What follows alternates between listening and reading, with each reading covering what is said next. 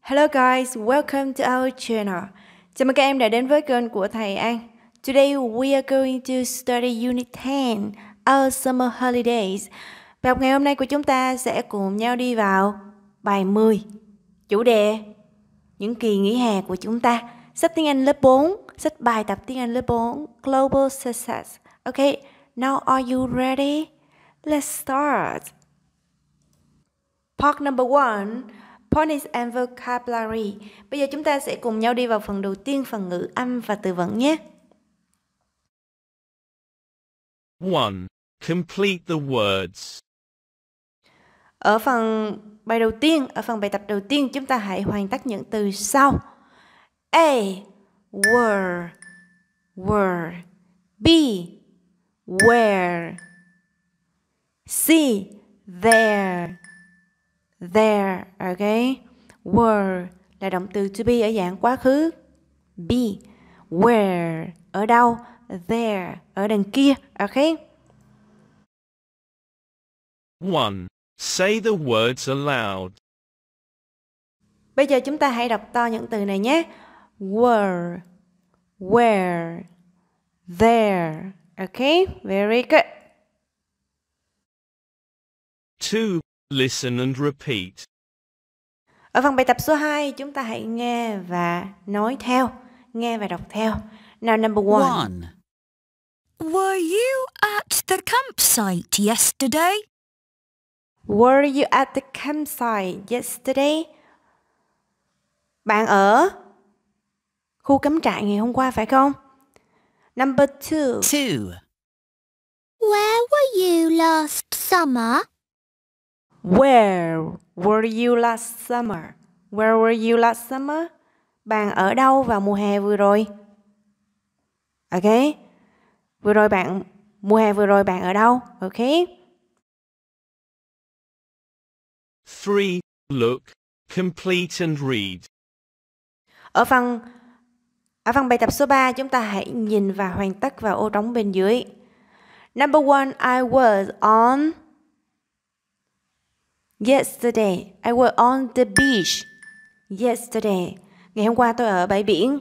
Number 2, he was at last Sunday. He was at last Sunday. He was at the campsite. Okay, he was at the campsite last Sunday.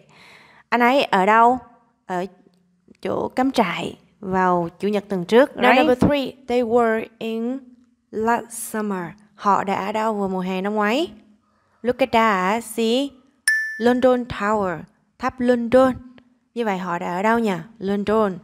They were in London last summer. Họ đã ở London vào mùa hè năm ngoái. Okay? Number 4, she was in last weekend. She was in Sydney last weekend. Cô ấy ở đâu? Ở Sydney. Vào mùa hè năm ngoái, cô ấy ở Sydney. Okay? Okay, great job. 3. Say the sentences aloud. Chúng ta hãy luyện đọc những câu sau. Number 1, I was on the beach yesterday. Ngày hôm qua tôi ở bãi biển. Number 2, he was at the campsite last Sunday. Chủ nhật vừa rồi tôi ở chỗ cắm trại. Number 3, they were in London last summer. Họ ở mùa hè năm ngoái họ ở London. Number 4, she was in Sydney last weekend. Chủ nhật vừa rồi cô ấy ở đâu? Ở Sydney. Okay. Thành phố của nước Úc, Australia, right? London là thành phố thủ đô của nước Anh, England, or British, ở the United Kingdom. Okay, London là thành phố thủ đô của nước Anh. 1. Read and complete. Chúng ta sẽ cùng nhau đi vào phần 2, sentence pattern, phần mẫu câu. 1. Read and complete. Ở phần bài tập đầu tiên, chúng ta hãy đọc và hoàn tất vào ô trống bên dưới với những thông tin cho sẵn. A. In the countryside, ở miền quê. B. London last summer, ở London vào mùa hè năm ngoái. C. Last weekend, vào cuối tuần trước. D. You yesterday, cái gì ngày hôm qua, right? Number 1, where were you yesterday? Where were you yesterday? Bạn ở đâu vào ngày hôm qua? Number 2, I was in the countryside last Sunday. I was in the countryside last Sunday. Tôi ở quê, miền quê vào chủ nhật vừa qua. Ok, chủ nhật vừa rồi tôi ở miền quê. Alright. Number 3, were you in London last summer? Were you in London last summer? Bạn ở London, thành phố thủ đô London vào mùa hè vừa qua phải không? Number 4, she was in the mountains last weekend. She was in the mountains last weekend. Cô ấy ở đâu? Ở miền núi vào cuối tuần trước. Ok, cô ấy ở miền núi vào cuối tuần trước. Ok. 2. Read and match. Ở phần bài tập số 2, chúng ta hãy đọc và nối. Chúng ta sẽ nối các câu hỏi ở cột bên trái tương ứng với các câu trả lời ở cột bên phải. Number 1, are you on the beach now? Are you on the beach now? Bây giờ bạn đang ở bãi biển chứ? Are you? No, I'm not. Okay, no, I'm not. Không, mình bây giờ không có ở bãi biển. Question number 2. Where were you last summer? Where were you last summer? Bạn ở đâu? Bạn ở đâu vào mùa hè năm trước? Mùa hè vừa rồi bạn ở đâu? Where were you last summer? Mùa hè vừa rồi bạn ở đâu? I was in Sydney. I was in Sydney. Tớ ở thủ đô Sydney ở đất nước Úc, Australia. Okay. Number 3. Were you on the beach? Were you on the beach? Bạn ở bãi biển phải không? Bạn đã ở bãi biển phải không? Yes, I was. The beach was beautiful, right? Yes, I was. The beach was beautiful. Đúng thế, bãi biển thì đẹp. Number 4, what was the food like? What was the food like? Thức ăn thì như thế nào? It was very good. It was very good. Nó rất là ngon. Okay. Listen and number. Now, the next part is listening. Bây giờ chúng ta sẽ đi vào phần listening. Listen and number. Bây giờ chúng ta sẽ nghe và đánh số theo thứ tự mà chúng ta nghe được. Picture letter A, you see is a Bangkok, right? Bangkok, Thailand. B, on the beach. Bức tranh A là đất nước nào đây? Thái Lan. Đúng không? Thủ đô Bangkok, Thái Lan. B, on the beach. Bạn nam này đang làm gì? Flying a kite. Flying a kite on the beach. Đang thả diều trên biển. C, she asked the campsite. Cô ấy đang ở đâu đây? Đang ở chỗ cắm trại. And D, you see Tokyo Tower. So it's a Japan, right? Ở bức tranh D chúng ta thấy có tháp Tokyo. Như vậy đây là ở đâu nhỉ? Ở Japan, ở đất nước Nhật Bản. Okay. Now let's listen and number in the order you hear. Bây giờ chúng ta sẽ nghe và đánh số theo thứ tự mà chúng ta nghe được nhé. Now listen. Unit 10. Our Summer Holidays. Page 45. C. Listening. Listen and number. 1. Where were you last weekend? I was at the campsite. 2. Were you on the beach yesterday? Yes, I was. 3. Where were you last summer? I was in Tokyo. 4. Were you in Tokyo last summer?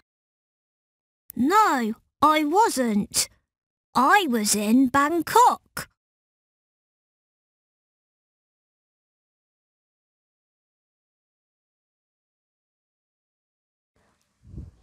Okay, so have you got the answer? Các bạn đã có câu trả lời chưa nào? Now listen one more time, okay? Bây giờ chúng ta sẽ nghe lại một lần nữa nhé. Unit 10. Our Summer Holidays. Page 45. C. Listening. Listen and number. 1. Where were you last weekend? I was at the campsite. Where were you last weekend? Where were you last weekend? Bạn ở đâu vào cuối tuần trước? I was at the campsite. I was at the campsite. Tôi ở chỗ cắm trại. Okay, so which one? C is number one, right? C is number one. I was at the campsite. Tôi ở chỗ cắm trại. Okay. Where were you last weekend? Bạn ở đâu vào cuối tuần trước? I was at the campsite. Tôi ở chỗ cắm trại. Now, the next one. 2. Were you on the beach yesterday? Yes, I was. Were you on the beach yesterday? Yes, I was. Bạn đã ở bãi biển vào ngày hôm qua phải không? Yeah. Đúng vậy. Were you on the beach yesterday? Yes, I was. Bạn đã ở chỗ bãi biển vào ngày hôm qua phải không? Yes, I was. Đúng vậy. So which one is number 2? B is number 2, right? Continue. 3. Where were you last summer? I was in Tokyo. Where were you last summer? Where were you last summer? Bạn ở đâu vào mùa hè vừa qua? Mùa hè vừa rồi bạn ở đâu? I was in Tokyo. I was in Tokyo. Tôi ở Tokyo, thành phố thủ đô của Japan, đất nước Nhật Bản. So which one? D. Okay, you see? Tokyo Tower. Chúng ta thấy có tháp Tokyo nè. Tokyo ở đâu đây? Nhật Bản. Okay. 4. Were you in Tokyo last summer? No, I wasn't. I was in Bangkok. Were you in Tokyo last summer? Were you in Tokyo last summer? Bạn đã ở Tokyo vào mùa hè vừa rồi phải không? Mùa hè vừa rồi bạn ở Tokyo phải không? No, I wasn't. I wasn't Bangkok. Okay? No, I wasn't. I wasn't Bangkok. Không phải. Tớ ở Bangkok cơ. Bangkok là thành phố thủ đô của đất nước Thái Lan. Here, Bangkok, Thailand. So, picture A is number 4. So, here are in the order we hear. Okay? Như vậy, đây là thứ tự mà chúng ta nghe được. The first one at the campsite. The second one on the beach. The third one, Tokyo. And the last one, Bangkok, Thailand. Okay? Very good. Now, the next part is speaking. Bây giờ chúng ta sẽ vào phần tiếp theo, phần speaking, phần nói. Ask and answer. Ask and answer. Hỏi và trả lời. Now, look at picture number 1. Were you in Tokyo last summer? Were you in Tokyo last summer? Bạn nam hỏi bạn nữ, bạn đã ở Tokyo vào mùa hè vừa rồi phải không? Có phải không? No, I wasn't. I was Sydney. Okay? No, I wasn't. I wasn't Sydney. Không phải. Tớ ở đâu? Ở Sydney, thành phố thủ đô của nước Úc, Australia. Okay? So, number 2. Where were you last weekend? Where were you last weekend? Bạn đi đâu vào cuối tuần trước? Cuối tuần trước bạn đi đâu? I was in the countryside. I was in the countryside. Okay? Very good. Now let's see the answer. For the first question, no, I wasn't. I wasn't Sydney. No, I wasn't. I wasn't Sydney. Không, không phải. Tớ ở Sydney, thành phố thủ đô của đất nước Úc, Australia. Okay. And the second one, I was in the countryside. I was in the countryside. Okay. Great job, everyone. And the next part is reading. Bây giờ chúng ta sẽ đi vào phần reading, phần đọc. 1. Read and Ở phần bài complete. tập đầu tiên, chúng ta hãy đọc và hoàn thành vào ô trống bên dưới với những từ cho sẵn. Beach, bãi biển. Countryside, miền quê. London, thành phố thủ đô của đất nước Anh. Weekend, cuối tuần. Where, từ để hỏi ở đâu. Okay. So A, where were you last weekend? Where were you last weekend? Bạn ở đâu vào cuối tuần trước? Cuối tuần trước bạn ở đâu? B, I was in the countryside. I was in the countryside. Were you in the countryside too? Tớ ở miền quê, thế bạn cũng ở miền quê phải không? A, no, I wasn't. I was on the beach. I was on the beach. Where were you last summer? Okay. Where were you last summer? Không, không phải. Tớ ở bãi biển. Thế bạn ở đâu vào mùa hè năm ngoái? I was in London. I was in London with my family. Tớ ở thành phố thủ đô London cùng với gia đình. Okay. 2. Read and tick true or Ở phần bài tập false. số 2, chúng ta hãy đọc và chọn đúng sai cho những câu bên dưới, cho những phát biểu bên dưới. Now, read. First. Ok, bây giờ chúng ta sẽ cùng nhau đọc bài viết trước nhé. I am John. Last weekend, my family was on holiday in Sapa. The town was busy. The houses were small. The people were friendly. And the food was good. My holiday was great. What about you? Where were you last weekend? Tớ là John. Cuối tuần trước, gia đình tớ có một kỳ nghỉ ở Sapa, một thị trấn nhỏ, một thị trấn nhộn nhịp. Những ngôi nhà thì nhỏ, con người thì thân thiện, đồ ăn thì ngon. Và kỳ nghỉ của tớ thì tuyệt vời. Thế còn bạn thì sao? Cuối tuần trước, bạn ở đâu? Okay. So, number 1, John was on holiday in Sapa last weekend. Như vậy là bạn John có một kỳ nghỉ ở Sapa vào cuối tuần trước phải không? Yeah, true. Okay. Trong bài có nói gì? Last weekend my family was on holiday in Sapa. Cuối tuần trước gia đình mình đã có một kỳ nghỉ ở Sapa. Như vậy John có một kỳ nghỉ ở Sapa vào cuối tuần trước. Now number 2, the town was busy. Và cái thị trấn này rất là nhộn nhịp. True. The town was busy. Okay, trong bài bạn John có đề cập là cái thị trấn này nhộn nhịp, right? Number 3, the houses was big. The houses were big.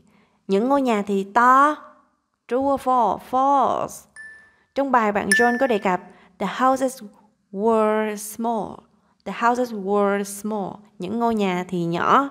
And number 4, the people were friendly. The people were friendly. Con người thì thân thiện. True or false? True. Okay. Trong bài bạn John có nói gì? The people were friendly. Con người thì thân thiện. Okay, so we tick true. Okay.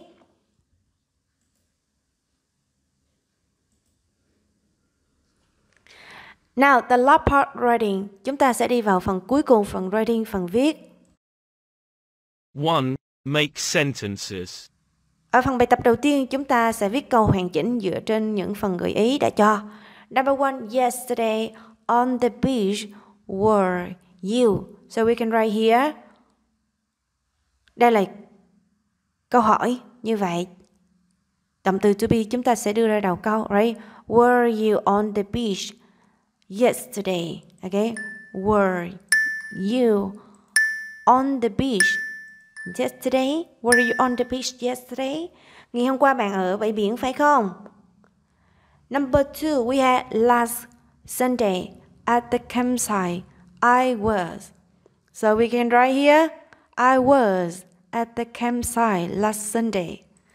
I was at the campsite last Sunday. I was at the campsite last Sunday.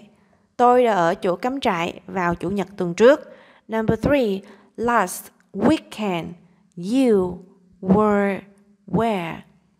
Ở đây chúng ta thấy có dấu hỏi. Như vậy chúng ta sẽ bắt đầu bằng từ để hỏi where. Tiếp theo sẽ là động từ to be, were. Tiếp theo sẽ là chủ ngữ you.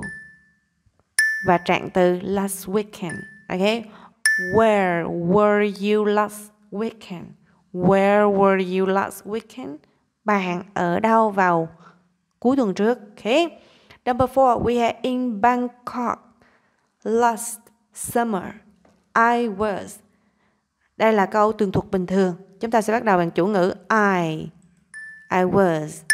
Tiếp theo, I was in Bangkok last summer. Okay, I was in Bangkok last summer. Tôi đã ở thành phố thủ đô Bangkok vào mùa hè trước. Okay. 2. Let's write. Chúng ta sẽ viết bổ sung thông tin để thành một bài văn hoàn chỉnh. Chúng ta sẽ viết bổ sung thông tin để thành một cái bài viết hoàn chỉnh. Last summer, I was on holiday. The was or were. The people, the food. My holiday was. Mùa hè năm ngoái, tôi có một kỳ nghỉ đi đến đâu đó. Cái gì thì như thế nào đó. Con người thì làm sao. Thức ăn thì như thế nào. Và kỳ nghỉ của tôi thì thú vị hay như thế nào đó. Okay. Now for example, cô có bài mẫu như sau. Last summer I was on holiday in Cửa Lò. The beach was beautiful. The town was busy. The houses were small. The people were very friendly. The food was excellent. My holiday was great. Mùa hè năm ngoái tôi có một kỳ nghỉ ở Cửa Lò. Bờ biển thì đẹp, thị trấn thì nhộn nhịp, những ngôi nhà thì nhỏ, con người thì rất là thân thiện, đồ ăn thì tuyệt vời. Kỳ nghỉ của tôi thì rất là tuyệt vời, đúng không? Okay, great job everyone. So at the end of our today lesson, thank you so much for your listening. See you next video. Bye. Như vậy là chúng ta đã vừa hoàn thành xong phần bài tập Unit 10 chủ đề Our Summer Holiday, những cái kỳ nghỉ mùa hè của chúng ta, của sách tiếng Anh lớp 4, của sách bài tập tiếng Anh lớp 4 Global Success. Cô xin chào và hẹn gặp lại các bạn ở những video tiếp theo. Goodbye and see ya.